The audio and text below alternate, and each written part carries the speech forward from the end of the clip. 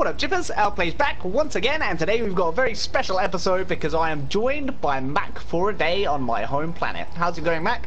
Hello, I'm Mac, at least for a day, and everything's going to be okay. Thanks a lot for joining the Els Plays. We're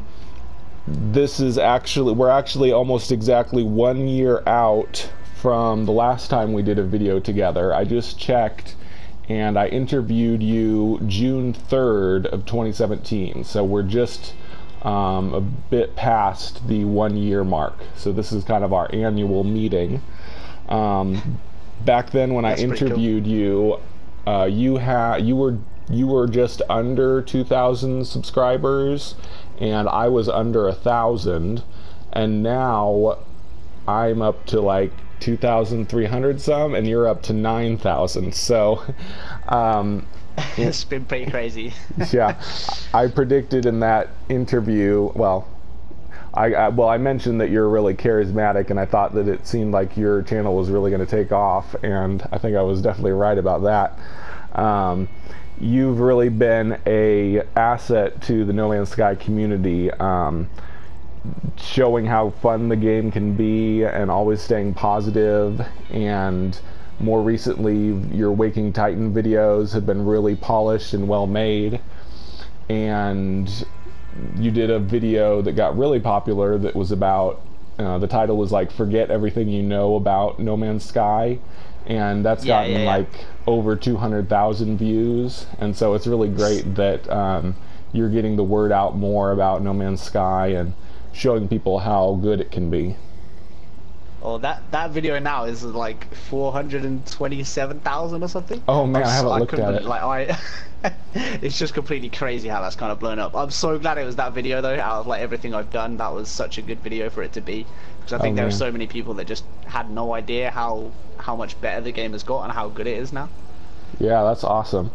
And of course, we're together on your planet. We can see each other's orbs. Obviously, we're going to be getting more real multiplayer in the next update. We'll finally be able to see each other and see a player model, and that's pretty exciting. I'm so excited for that.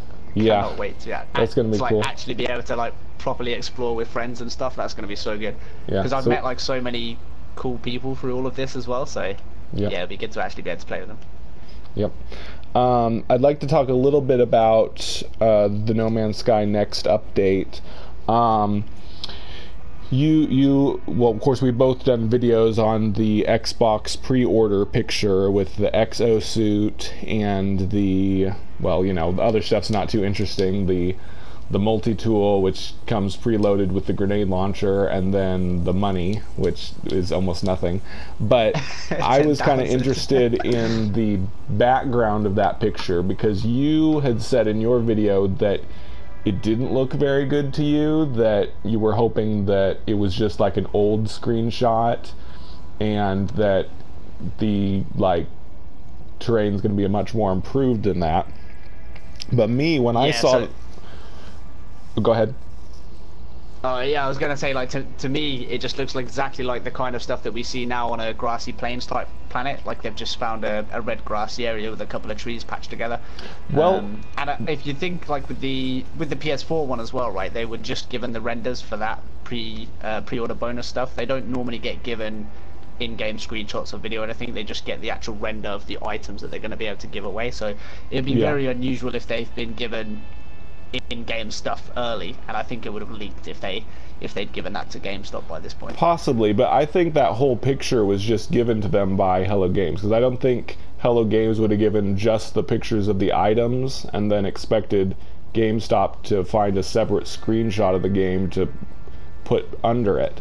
But me, when I saw that background, it looked really good to me. The trees look really dense and packed together, which obviously is not the way things are now on a lush planet. Right now the trees are really sparse and spread apart, but that picture to me looked like it was a real forest of trees.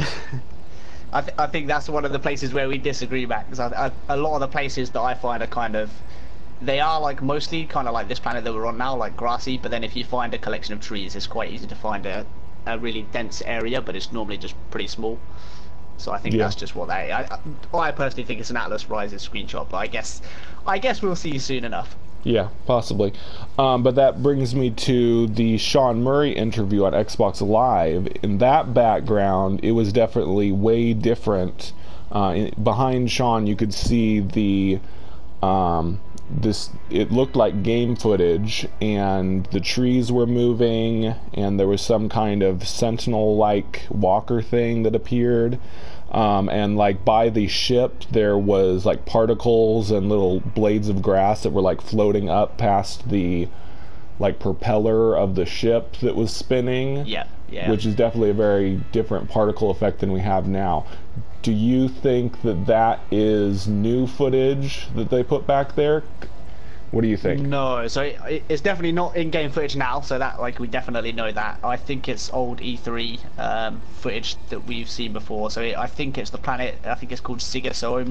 It looks exactly the same as that planet that we saw in pre-release footage. Yeah, but and all of those particle effects and stuff we saw back then as well in the trailers. Really? I've never noticed any of the particle effects, and definitely not the trees moving. I never saw the trees moving in the breeze in any of the demos or the trailers.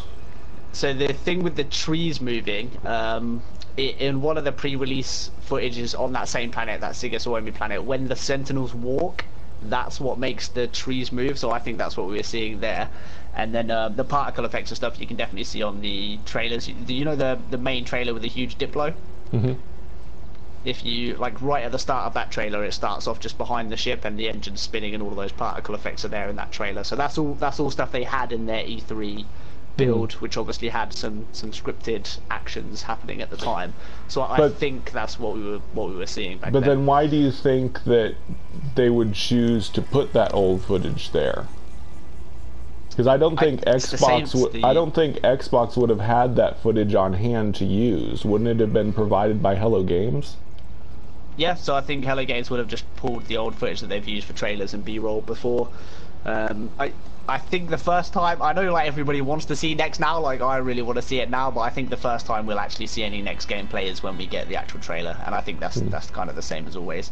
And they've always kind of used the same set of material for their trailers and stuff, even though it wasn't the actual build. Obviously back at launch there was that whole fiasco, but yeah, I personally think that's Siga. I think it's a planet we've seen from an old build before. It looks exactly the same. I think I did a video, like, you can actually, I took the video footage and then merged the screenshot from what we'd seen before, and it's literally like a one-to-one exact fit onto what you see in the video. So I want it to be Next. I want Next to be like exactly like the E3 trailers, but I just don't think what we've seen yet is Next. Yeah, well, personally, I don't think they would have used that footage if it didn't have something to do with what the build is going to be like.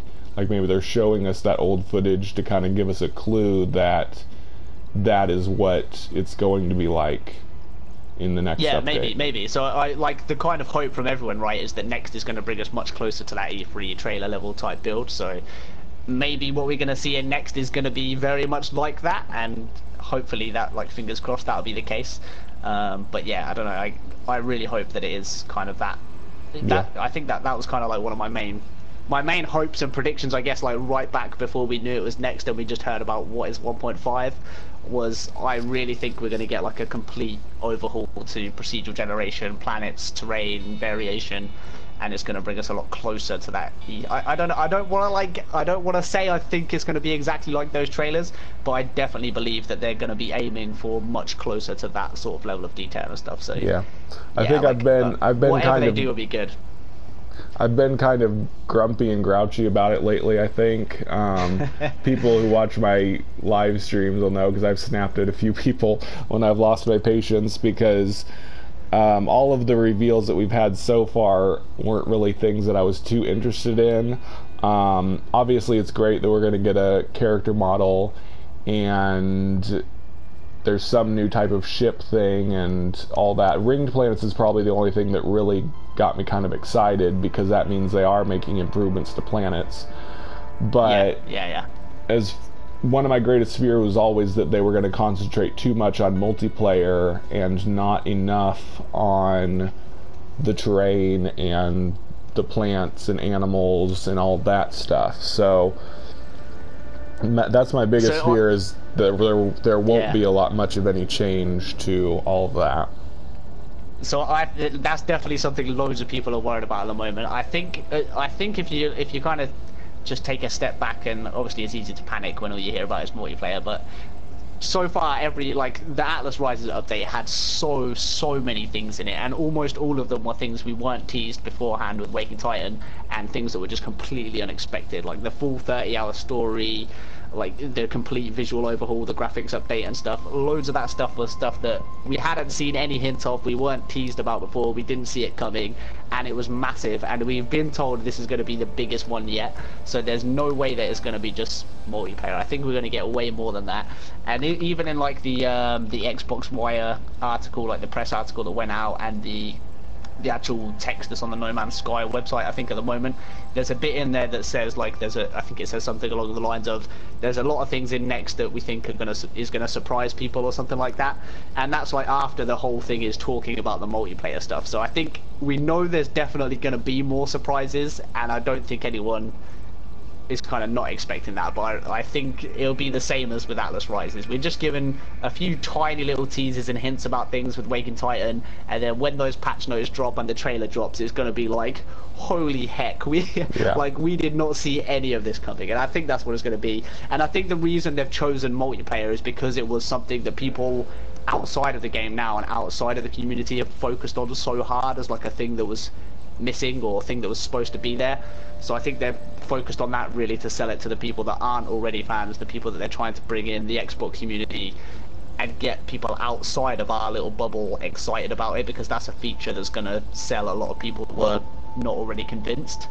And I think, and also as well, like if they've completely reworked like the whole generation and visuals and stuff like that, it's really hard to tease something like that through Waking Titan. Like even if they gave a screenshot of a beautiful planet, it's kind of hard to get across like one image or one little tease the extent of that. So I think that's going to be saved for the trailer, and I think like that's where we're really going to be like completely blown away. Yeah, I'm really hoping that too. You want to come with me to the top of this mountain so we can get a better look at your planet? Yeah, sure. This is like, I love this planet, by the way. That's what I'm thinking too, because right after the multiplayer was confirmed, Sean tweeted a Steam Steam forums post where someone had said that Sean really did lie to us, because he said that there wasn't going to be multiplayer because No Man's Sky was supposed to be about enjoying the wilderness and being out in the middle of nowhere, like when Sean was a kid and everything. And so Sean tweeted that, and he said, don't worry, we're going to make everybody happy, or failing that, everybody unhappy. Either way, you're in good hands. So yeah, that's pretty good. I'm taking that to mean that they also have plans for what the two main things that people have asked for is multiplayer and variety of planets. So I'm hoping that what he was implying there is they're trying to make both sides of both camps happy, the people that want multiplayer and the people that want variety. Hopefully that's what he's implying, is that they're trying to make everybody happy with this update. Obviously it's possible that they'll fail and everyone will be unhappy, but they're at least trying to make everybody happy. So improvements to planets should definitely be coming as well. Yeah, I think so. The other thing as well, I don't know if you saw his other tweet. He tweeted another one. He was tweeting a lot. Like that was really good to see actually. But he tweeted about talking about incomplete features. Yeah. Like basically, he was basically saying there's a load of stuff that's not finished, so I'm not going to talk about it yet until it's done. But basically hinting that yes, there's loads of other stuff that we're doing, but we're not going to tell you yet. Yep. So moving on, I'd like to talk a little bit about on the Myriad dashboard with what we're doing with Waking Titan right now. There is a little hint near the bottom of the screen, 5 dots that you can hover over, and people have noted that, and you did in your video. If you hover over them, they say connection and then uncommon, rare, epic, legendary. And so, of course, people are saying that this seems to be a big hint that we're going to have levels of rarity of something. We don't know what yet. Do you think that has to do with exosuits or other stuff, or what? So this has completely thrown me, and the main reason, like, because I think everybody looks at that straight away, and your first thought is, yep, that's definitely some kind of like loot classification, you know, item drop type thing. But what's really kind of confused me is we've already got that in the game. You know, we've got the classes like S class, A class, all of that kind of stuff. So it seems so weird that they would completely change the wording for something else to have like legendary, common, uncommon, rare and stuff. So I'm a bit like, I don't know what that is, and the connection thing at the start as well is kind of throwing me. It's like, I feel like it's something to do with the multiplayer and the way that the multiplayer works, but I don't know what. It definitely does, like, I'd agree, it definitely sounds like some kind of loot rarity guide or like tree kind of thing. But I don't know what it would apply to. The only thing I can think of is the exosuit stuff. Maybe there's like super rare gear that we can get for our exosuits. But I don't know why they would have changed that from it just being the classes, you know, like A class to S class, all that kind of stuff. So yeah. I'm a little bit confused about that one. I want to see what it's going to be, but I don't really know at the moment. Yeah, as far as the connection part goes, I think that's kind of like default, because when we first start the game, when we first connect to the game, that might be our default exosuit. So connection might be default or base or something like that. I don't know. Yeah, maybe, yeah. Actually, and they might be like planning to overhaul the whole system, because, well, in a way, S class is legendary right now because that's the most rare. Yeah. But epic is like a different color. On the dots, A rank is red, but on that thing, epic is purple, which is actually very common color for epic in other games. Purple, it'll be purple and gold will be the top two ones, and then you'll have like, you know, green and other colors like that. I guess that kind of makes sense actually, especially bringing it to like a new audience, because I know there are a lot of people that get confused with obviously the letter system's not complicated, but some people do get confused with it, like which one's good, which one's not good, why is A not the best, why is S the best. So yeah, maybe like they're just like overhauling that. I do kind of think with the suits and stuff, like a lot of the stuff we've been teased, I definitely think it hints at customization. I think that's what they've been trying to tell us with all these different images of the suits and stuff. And also the Xbox player suit, right? That doesn't, the one for the pre-order bonus, that doesn't have any of the attachments on it. Like, it doesn't have the blueprint projector or anything like that.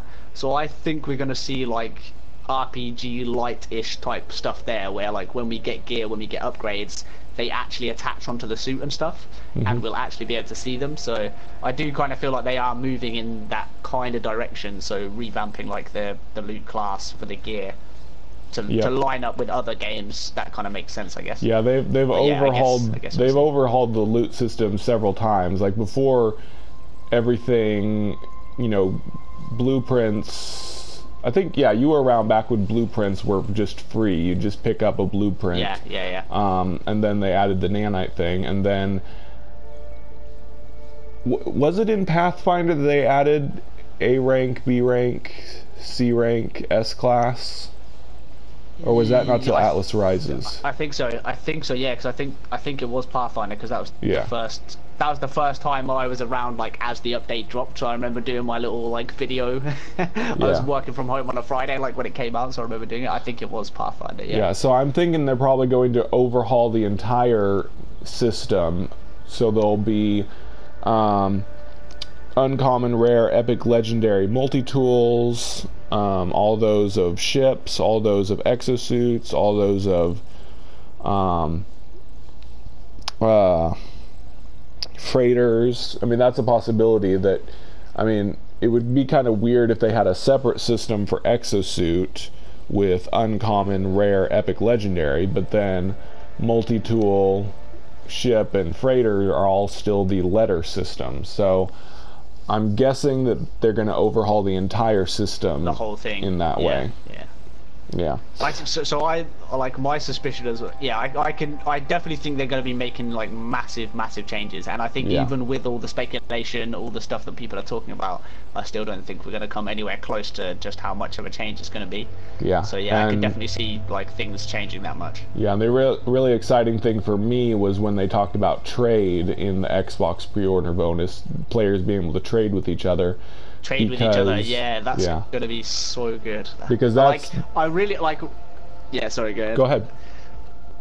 I like that was one of the things. As soon as they announced multiplayer, I was like, I think that was one of the first things I was talking about. Was like, I hope we can actually.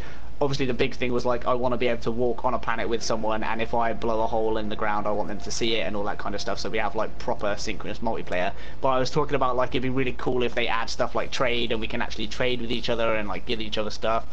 Because that, like, especially if they're revamping the whole loot system, right, and we're getting this like really cool legendary gear and multi-tools and armor pieces and stuff, like that's gonna add like a whole new side game and like a side economy to the game, where people are like trying to get the best stuff and trading with each other and like making up our own kind of value system. And it'll be like other kind of MMO type games where there'll be certain items that are so rare that they're just worth like so much, and people really want to get that one item because then everyone sees you and it's like, wow, you've got that super rare item and stuff like that. So I think something as small as that, if they're revamping all the loot stuff as well, could be like a huge part of the game just in itself that's just not there at the moment.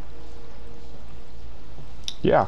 And my community, the Spacing Guild, are really excited about that, because that's the main thing well, at least my vision for the Spacing Guild was that we would be like the Spacing Guild of the Dune universe, that was basically a spacefaring company that had a monopoly on transporting goods through the cosmos. And that would be cool if that's what we could do, if we could like deliver items to different players. Like just recently on another discussion group I have on PlayStation, one guy was saying, hey, he said, can you buy marrow bulbs or voltaic cells from a shop? And we said, no, you have to farm the marrow bulbs yourself. And he says, I wish that we could trade and people could just give me the marrow bulbs or the voltaic cells. So that's the kind of thing that I think that we would do, is new players that are starting out, we would take them a bunch of stuff that and basically sell it to them to help them get started out as a new player. Really cool.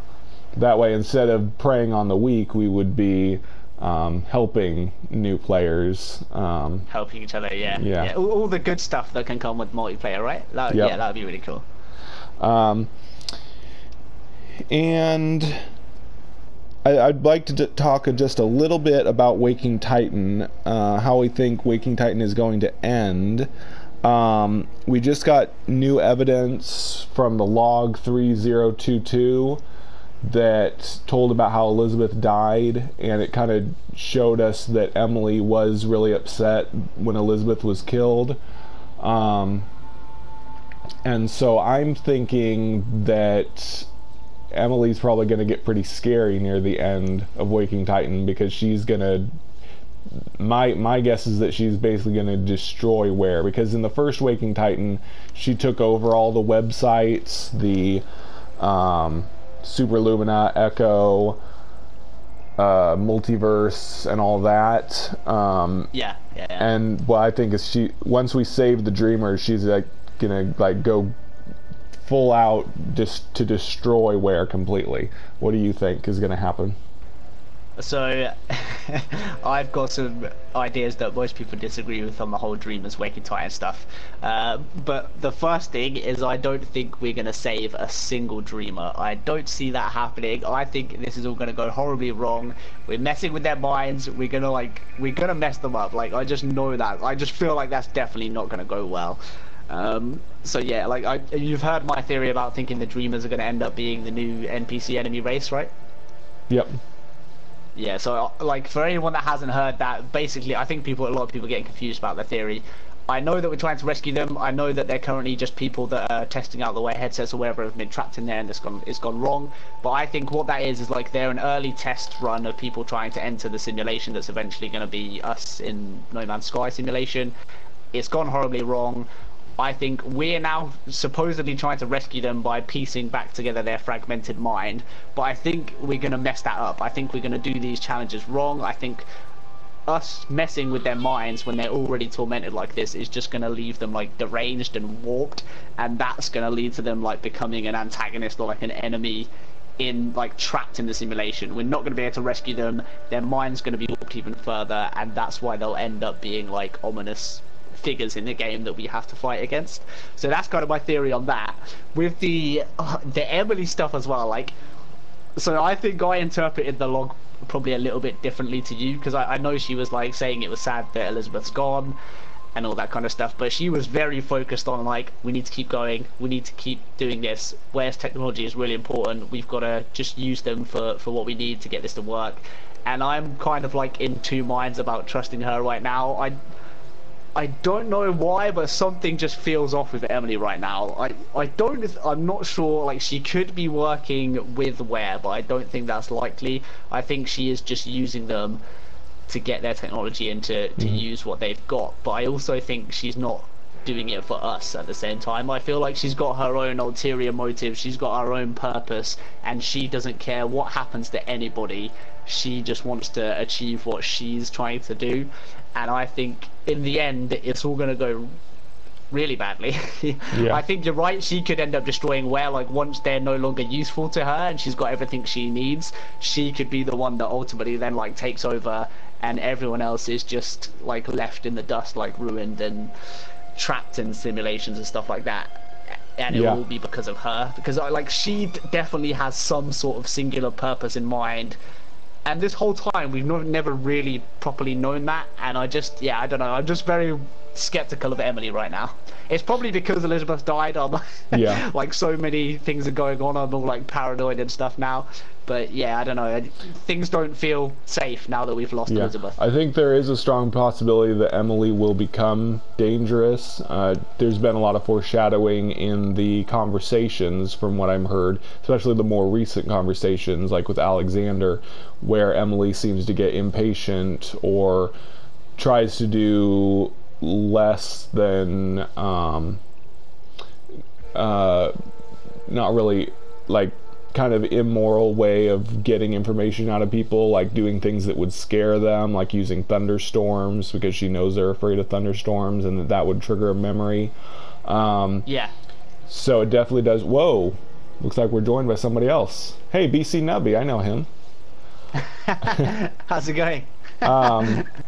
But yeah, I think there is a possibility that she will become dangerous. However, I think you kind of agreed with me that it's not very likely that she will work with Ware, because they killed her creator and she's probably going to want revenge against them. So see, I don't know if she cares. I'm just worried that this whole time she's been acting like she's on our side and she's saying all the right things, but she is still an AI, and I think she's got a purpose and she's going towards that, and she's just using everyone around her. Like I don't want to say it, but like at this point I'm kind of thinking maybe she never cared about Elizabeth or any of us or the CSD or anything. It was just all because we were tools and she needed us to do whatever it is she's trying to do. I prefer to go with what I have evidence of. Obviously you can suspect that, but the evidence we got from log 3022 does mean that she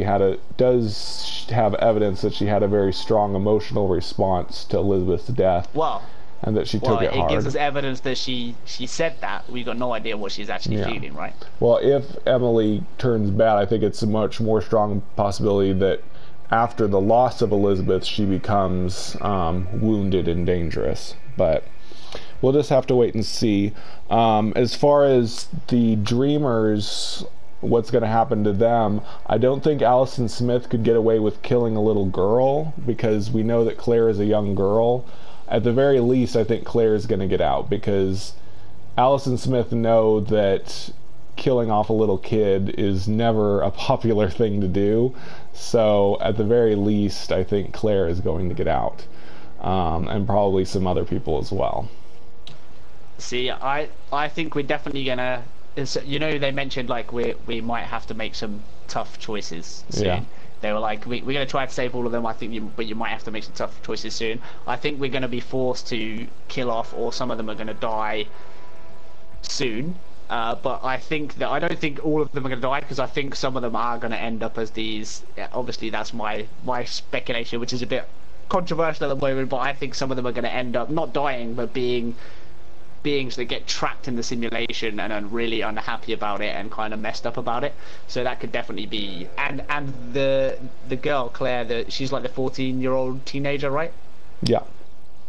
Yeah. So her player model, that was the model that we saw that kind of got pulled out a bit earlier than we were meant to see it, right, on Reddit. That was the player model I saw that straight away looked like the most ominous, evil looking thing to me. And some people don't think it does, but I, like, straight away when I saw that, I was like, this just looks like some kind of evil, ominous being. So I definitely think she would be one of the ones that ends up being an enemy. So she wouldn't necessarily die, but she gets trapped in the simulation as like a dark figure that we go up against. Yeah. But yeah, I don't know. Definitely not like a popular theory, so yeah. I could be wrong, but we'll see. Okay. Well, I want to thank you, Elle, for doing this meetup with me.